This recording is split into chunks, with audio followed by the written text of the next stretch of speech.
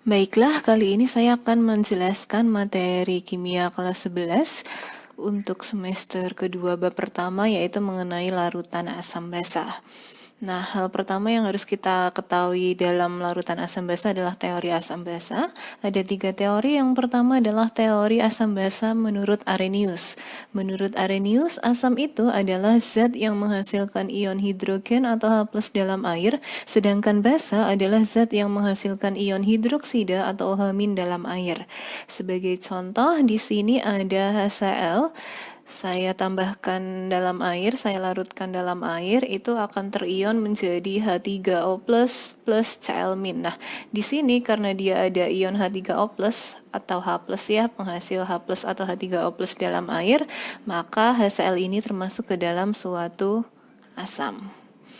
Sedangkan contoh yang basa, NH3 ditambah H2O di sini menjadi NH4+ plus OH-. Nah, karena di sini ada ion OH- atau ion hidroksida, maka NH3 ini saya katakan sebagai suatu basa.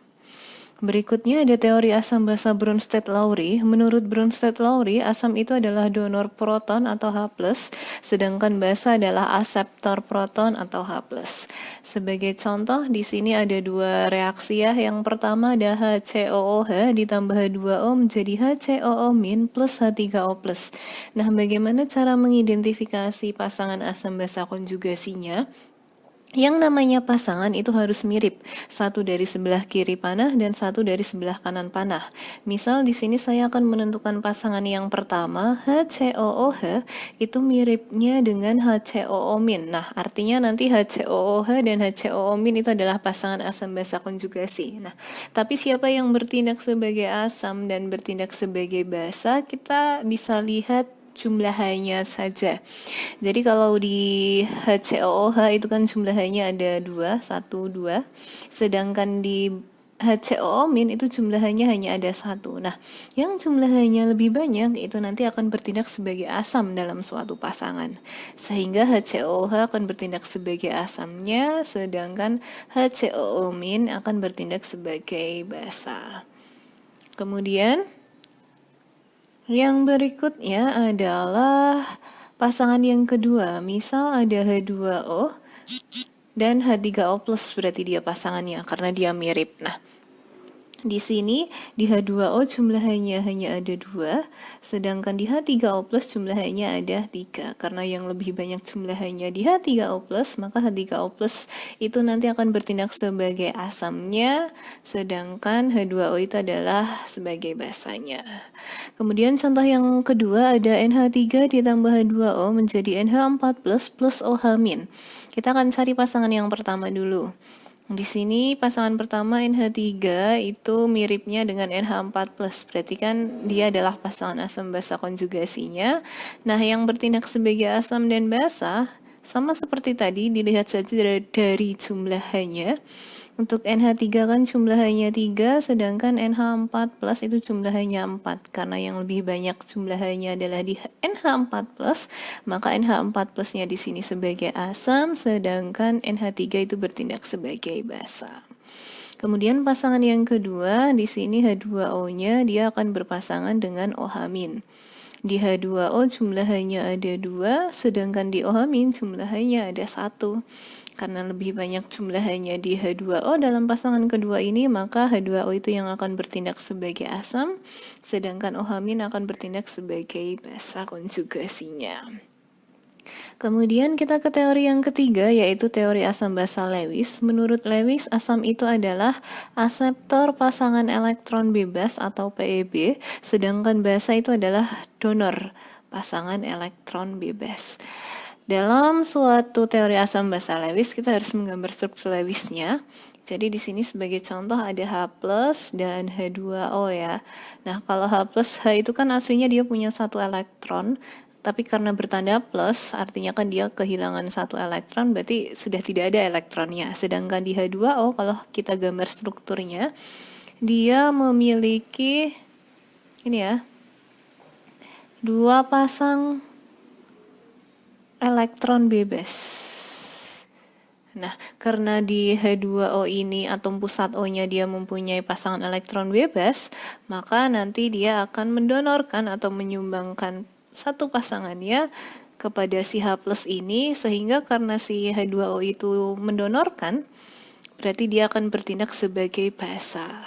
Sedangkan H plus karena dia menerima pasangan elektron bebasnya, dia akan bertindak sebagai asam. Berikutnya ada indikator asam basa. Untuk indikator asam basa itu kita gunakan untuk mengetahui suatu larutan itu apakah dia bersifat asam atau basa. Jadi kita terlebih dahulu harus memiliki indikator asam basa. Indikator asam basa itu sendiri itu adalah suatu senyawa yang sensitif dengan perubahan pH dalam larutan. Nah, ada beberapa jenis indikator asam basa, ada indikator alami dan ada indikator buatan. Kita akan bahas satu persatu. Yang pertama adalah indikator buatan. Jadi indikator buatan di sini adalah indikator yang sudah dibuat di laboratorium atau di pabrik bahan kimia. Yang pertama yang sering kita gunakan itu adalah kertas lakmus. Jadi kalau untuk kertas lakmus kan ada lakmus merah dan lakmus biru ya, seperti yang ada di gambar ini adalah lakmus merah, sebelahnya adalah lakmus biru. Nanti kalau misal suatu larutan itu bersifat asam, maka nanti lakmus birunya itu akan berubah menjadi merah. Lakmus merahnya ya tetap merah kalau dia asam. Kemudian kalau sifatnya basa, berarti nanti lakmus merah akan berubah menjadi berwarna biru. Atau kalau lakmus biru ya tetap menjadi biru. Yang berikutnya kita bisa menggunakan pH meter. pH meter itu merupakan indikator asam basa yang dapat menentukan derajat keasaman suatu larutan dengan menampilkan nilai pH-nya secara langsung dengan ketelitian tinggi. Nanti untuk pH meter ini itu berdasarkan prinsip elektrolit atau konduktivitas suatu larutan. Ini adalah contoh alat pH meter. Jadi kalau menggunakan pH meter kita langsung mengetahui berapa sih pH yang ada dalam suatu larutan. Berikutnya ada indikator universal. Indikator universal itu ada yang berbentuk kertas, batangan, atau stick dan berwujud cair. Nah, selain untuk menentukan sifat asam basa juga dapat digunakan untuk menentukan derajat keasaman pH larutan ya.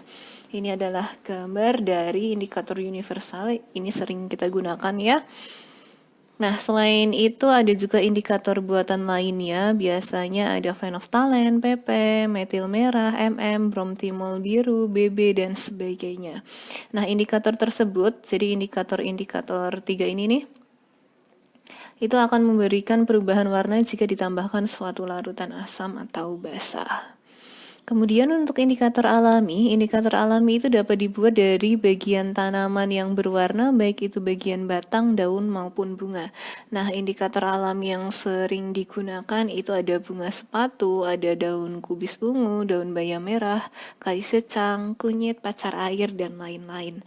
Nah, sebenarnya hampir semua tumbuhan berwarna itu dapat dipakai sebagai indikator asam basa, tetapi terkadang perubahan warnanya tidak jelas perbedaannya. Makanya yang kita gunakan sebagai indikator asam basa itu biasanya ini ya, adalah tanaman-tanaman yang sering kita jumpai dan dia mempunyai warna khas ya, seperti bunga sepatu, bougainville, kulit manggis, kubis ungu, kunyit, pacar air, dan sebagainya. Nah, kemudian kita ke kuantitatif atau ke perhitungannya ya, bagaimana cara kita menentukan kekuatan asam basa dan nilai pH-nya. Nah, jadi di sini ada gambar, ada larutan elektrolit kuat, elektrolit lemah, dan non-elektrolit. Jadi gini, untuk gambar yang A itu kan dia tidak punya ion, karena dia tidak punya ion termasuk ke dalam larutan non-elektrolit. Saya tulis Ne. Kemudian yang B itu dia ketika dilihat itu ada ionnya tapi hanya sedikit. Nah, karena dia hanya memiliki ionnya sedikit, berarti dia adalah suatu elektrolit, tapi elektrolitnya elektrolit lemah. Saya tulis El. Sedangkan gambar yang C itu ionnya sangat banyak. Karena ionnya banyak, berarti dia termasuk ke dalam suatu elektrolit yang kuat. Nah, larutan asam basa itu merupakan suatu larutan elektrolit. Jika larutan hanya terionisasi sedikit, berarti dia termasuk asam atau basa lemah. Ini tadi gambar yang B ya. Jadi dia terionnya hanya dalam jumlah sedikit. Sedangkan jika larutan itu terionisasi secara sempurna, atau derajat ionisasinya besar, biasanya hampir mendekati 1, itu termasuk ke dalam asam basa yang kuat. Tadi di sini ada di gambar yang C.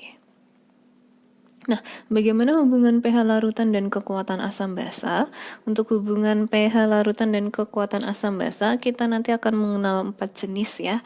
Yang pertama ada asam kuat. Asam kuat itu nanti semakin besar konsentrasi ion H plusnya dalam larutan, maka nilai pH-nya semakin kecil. Kemudian yang kedua ada asam lemah. Untuk asam lemah, semakin kecil konsentrasi ion H+ dalam larutan, maka nilai pH-nya malah semakin besar. Kemudian untuk basa kuat, itu semakin besar konsentrasi ion OH- dalam larutan, maka nilai pH-nya semakin besar. Sedangkan basa lemah itu semakin kecil konsentrasi ion OH- dalam larutan, maka nilai pH-nya itu menjadi semakin kecil. Jadi aslinya kan rentan pH itu 0 sampai 14 ya. Kita tahu kalau pH 7 itu adalah pH ketika dia bersifat netral. Nah, bagaimana dengan pH untuk yang asam dan basa? Kalau asam itu pH-nya kurang dari 7, sedangkan basa itu lebih dari 7. Tapi kan asam sendiri dibagi menjadi asam kuat dan asam lemah. Jadi kalau dia nilainya lebih dari 0 sampai hampir 3, ini hanya perkiraan kecenderungan ya. Itu termasuk ke dalam asam kuat.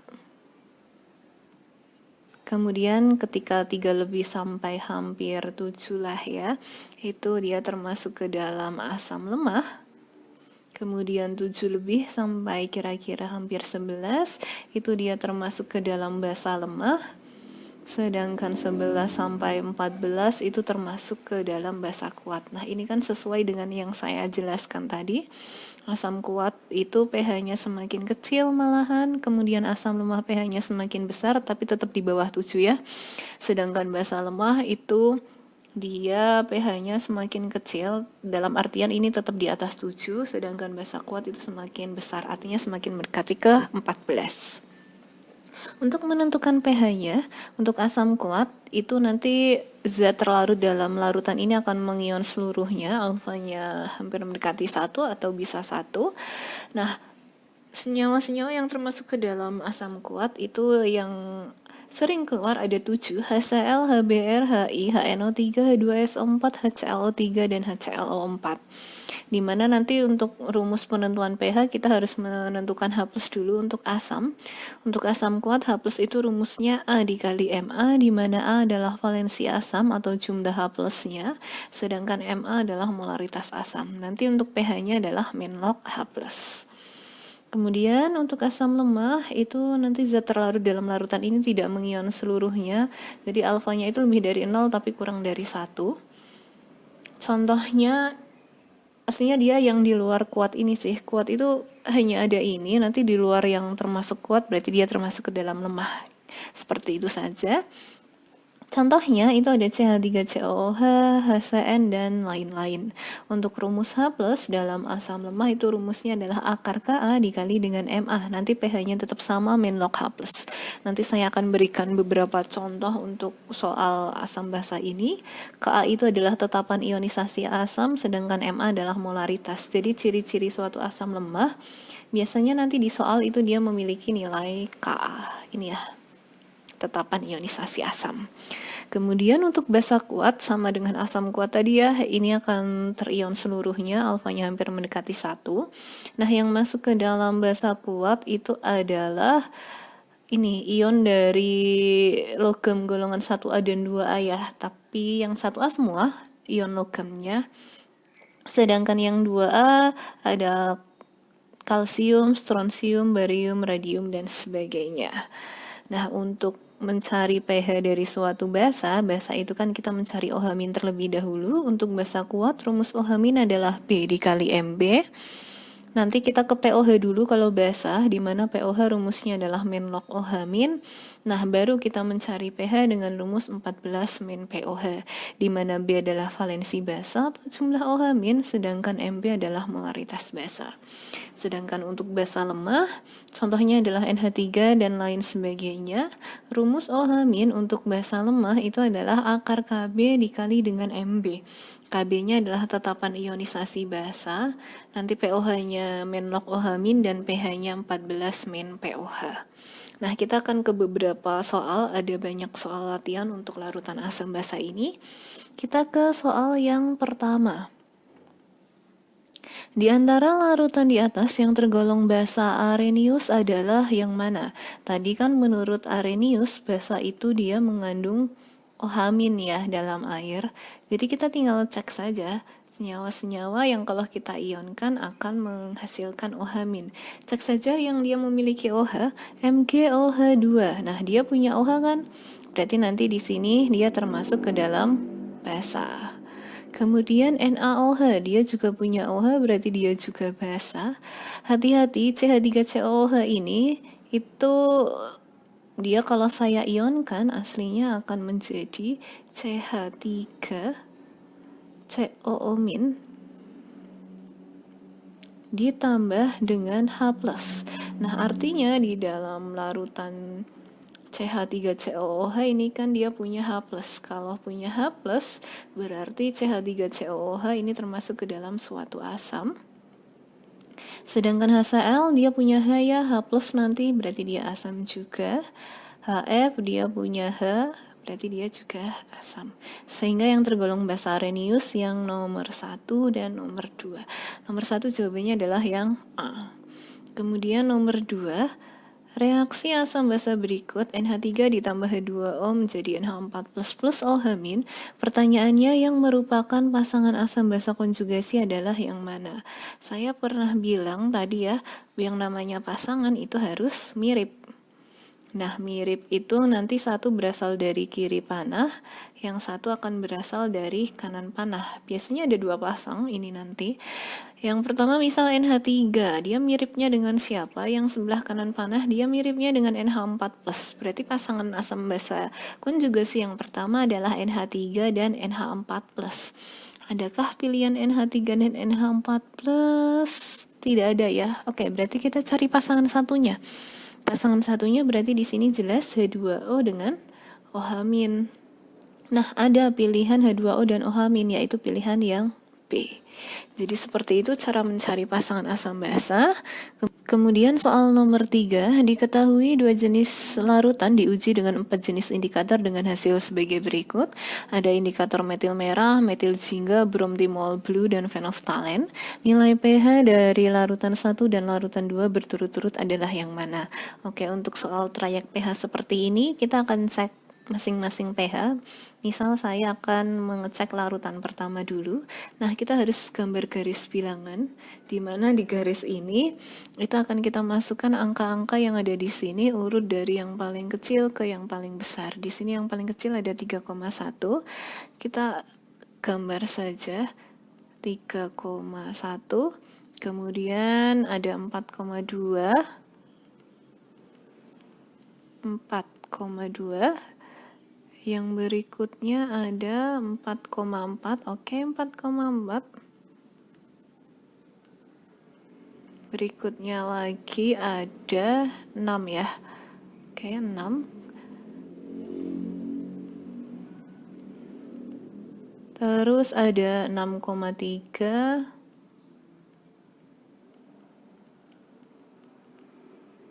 Ada 7,6. 8,3 dan 10. Oke, saya gambar dulu.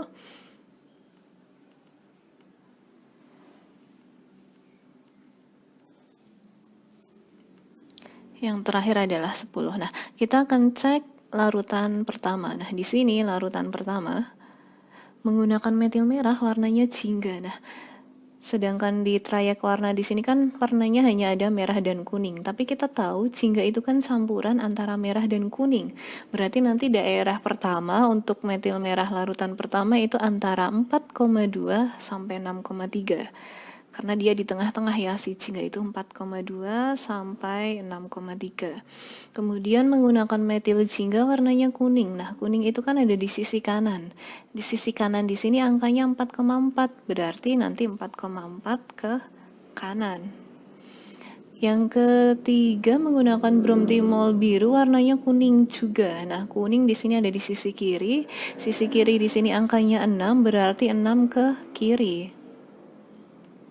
Kemudian yang menggunakan phenolphthalein dia tak berwarna. Tak berwarna ada di sisi kiri juga. Angkanya adalah 8,3. Karena ada di kiri berarti 8,3 ke kiri. Panjangkan saja. Nah, karena di sini ada 4 indikator, berarti kita harus mencari daerah yang dilalui 4-4-nya. Di sini yang dilalui 4-4-nya adalah daerah yang ini nih. Nah, antara 4,4 sampai 6,0. Nah, pilihan jawaban yang ada 4,4 sampai 6,0 hanya pilihan E, sehingga saya tidak perlu mengecek larutan kedua. Nomor 3 jawabannya adalah yang E. Berikutnya, harga pH larutan H2SO4 0,02 molar dalam 500 ml larutan itu adalah berapa? Nah, kita identifikasi dulu. Di sini ada H2SO4, di mana H2SO4 itu termasuk ke dalam asam kuat. Berarti kalau mau mencari pH untuk asam kuat, rumus H plusnya adalah A dikali dengan MA. A itu adalah nilai valensi atau jumlah H+. Di sini jumlah H di H2SO4 adalah 2, sehingga nilai A-nya 2. Nilai molaritasnya sudah ada 0,02, atau kalau saya pangkat-pangkatkan menjadi 2 kali 10 pangkat negatif 2, sehingga H+-nya 4 kali 10 pangkat negatif 2. pH itu rumusnya adalah min log H+. Min log 4 kali 10 pangkat min 2, berarti akan menjadi 2 min log 4. Jadi pola logaritma untuk pH, jadi kalau misal ada min log A dikali dengan 10 pangkat negatif B misal, nah min B seperti ini, dia akan menjadi B min log A. Nah, kenapa hanya B? Kan nanti min B-nya ini ke depan kan? Nah, di sini di depan juga ada min. Jadi B min log A. Seperti itu untuk menentukan pH. Lanjut nomor berikutnya yaitu nomor 5. Perhatikan gambar dua larutan berikut, ada HCl dan CH3COOH. Pasangan penjelasan yang tepat mengenai kedua larutan tersebut adalah yang mana? Oke, pernyataan pertama, kedua larutan sama-sama memiliki pH 3. Berarti kita cek pH masing-masing saja. Yang pertama ada HCl, di mana kita tahu HCl itu asam kuat ya tadi, sedangkan CH3COOH itu termasuk ke dalam asam lemah. Untuk asam kuat, rumus H plusnya adalah asam kuatnya HCl ya ini tadi, A dikali dengan Ma. A adalah jumlah valensi asam atau jumlah H plusnya. Di HCl jumlahnya ada 1 sehingga nilai A-nya 1, nilai molaritasnya 10 pangkat min 3. Berarti kan 1 dikali 10 pangkat min 3. Untuk nilai pH-nya min log H plus, berarti kan min log 1 dikali 10 pangkat min 3. Nah, aslinya kan ini menjadi 3 min log 1 nih. Tapi kan kalian tahu log 1 itu sama dengan 0. Log 1 ini adalah 0. Nah, berarti kan 3 dikurangi 0 hasilnya tetap 3. Kemudian yang asam lemah dalam hal ini si CH3COOH itu rumus H plusnya adalah akar Ka dikali Ma. Ka-nya 10 pangkat min 5, molaritasnya 10 pangkat min 1, berarti kan kalau 10 pangkat min 5 dikali 10 pangkat min 1 adalah 10 pangkat min 6. Akar kali 10 pangkat itu tinggal kita bagi 2 aja pangkatnya. Jadi akar 10 pangkat min 6 itu adalah 10 pangkat negatif 3. Sehingga pH adalah min log H plus atau min log 10 pangkat min 3, hasilnya adalah 3. Sehingga sama ya, benar pernyataan pertama bahwa kedua larutan itu pH-nya sama-sama 3. Berarti yang satu itu pasangannya 3 dan 5. Oke, kita cek langsung saja ke nomor 3. Kedua larutan memiliki harga H plus yang sama. Ini ya, H plus dari HCl tadi 1 kali 10 pangkat min 3 atau 10 pangkat min 3, sedangkan di asam lemah atau CH3COOH-nya tadi juga 10 pangkat min 3. Artinya benar yang ketiga. Sehingga nomor 5 ini jawabannya 1 dan 3, yaitu pilihan yang A. Berikutnya ini soal nomor 6 ya. Bawahnya nomor 7. Oke. Nomor 6, perhatikan data pengujian pH beberapa sampel pH limbah berikut. Pertanyaannya, air limbah yang tercemar asam, di mana kita tahu pH untuk suatu asam itu pH-nya kurang dari 7. Nah, kalau dia tercemar asam berarti kan pH-nya kurang dari 7. Yang kurang dari 7 ada ini 5,5 dan 4,7. Berarti Hi dan T. Nomor 6 jawabannya adalah yang B. Nomor 7, asam lemah Ha 0,1 molar mengurai dalam air sebanyak 2%. Jadi terionisasi dalam air sebanyak 2%. Pertanyaannya, tetapan ionisasi asam lemah tersebut adalah berapa? Oke. Dia terionisasi ini sama saja nilai alfa atau derajat ionisasinya 2% itu. Ditanyakan tetapan ionisasi. Tetapan ionisasi itu adalah untuk asam berarti Ka. Nah, bagaimana mencari nilai Ka-nya? Jadi, untuk alfa itu rumusnya adalah akar Ka akar Ka dibagi dengan molaritasnya ya. Alfanya sudah ada 2%. 2% itu kalau saya pangkat-pangkatkan kan 2 kali 10 pangkat min 2. Ka-nya kita cari. Kemudian molaritasnya 0,1 atau 10 pangkat min 1. Nah, untuk menghilangkan akar, kita bisa kuadratkan dua-duanya. Nah, jadi kan ini kalau misal saya kuadratkan, sisi kiri dikuadratkan, berarti sisi kanan juga harus dikuadratkan. Nah, 2 kuadrat itu adalah 4. Kemudian 10 pangkat min 2 kuadrat, 10 pangkat min 4. Kemudian kalau akar dikuadratkan, ya nilai itu sendiri, Ka per 10 pangkat min 1. Sehingga Ka adalah 4 kali 10 pangkat min 4 dikali 10 pangkat min 1, hasilnya 4 kali 10 pangkat min 5. Nomor 7, jawabannya adalah yang E. Kemudian soal berikutnya, nomor 8, sejumlah H2S dialirkan ke dalam 500 ml air membentuk larutan dengan konsentrasi 0,1 molar dan terurai menurut persamaan reaksi yang berlangsung dengan tahap berikut. Ada 2 tahap. Tahap 1 dengan nilai Ka1 adalah 4 kali 10 pangkat min 5, sedangkan tahap kedua itu nilai Ka2-nya adalah 1,2 kali 10 pangkat negatif 13. Pertanyaannya, harga pH dari larutan asam H2S tersebut adalah yang mana? Oke, bagaimana kalau dia memiliki lebih dari 1 untuk nilai Ka-nya? Kita akan ambil saja nilai Ka yang terbesar. Karena nanti yang aslinya kita hitung dengan yang terkecil, tapi itu nanti angkanya terlalu kecil, jadi bisa kita abaikan. Kita menggunakan nilai Ka yang besar saja, yaitu yang 4 kali 10 pangkat min 5.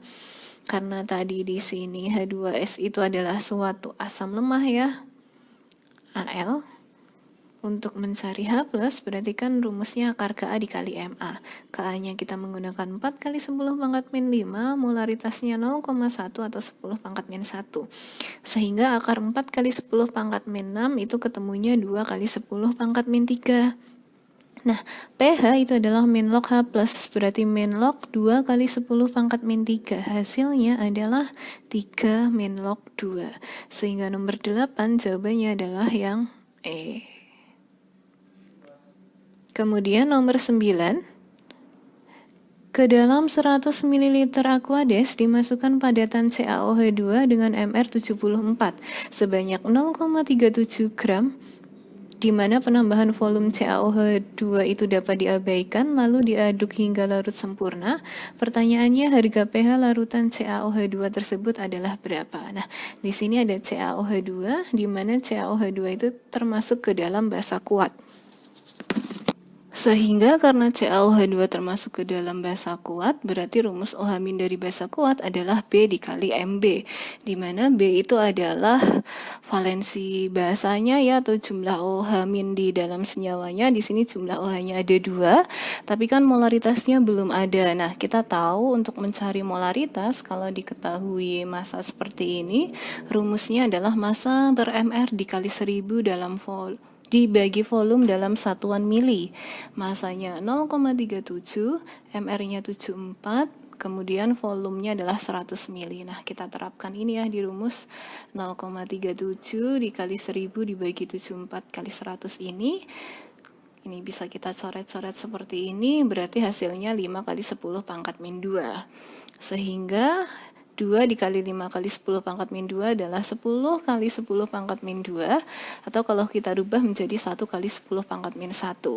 Ingat, kalau bahasa kita tidak bisa langsung ke PH, kita ke POH terlebih dahulu.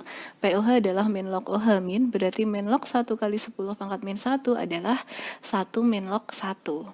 Sehingga PH adalah 14 min POH, 14 dikurangi 1 min log 1, 14 dikurangi 1, 13, min ketemu min itu plus log 1. Kemudian soal nomor 10, gas NH3 murni 24 ml ditiupkan ke dalam 200 ml air sehingga seluruh gas NH3 larut dalam air dan tidak merubah volume air.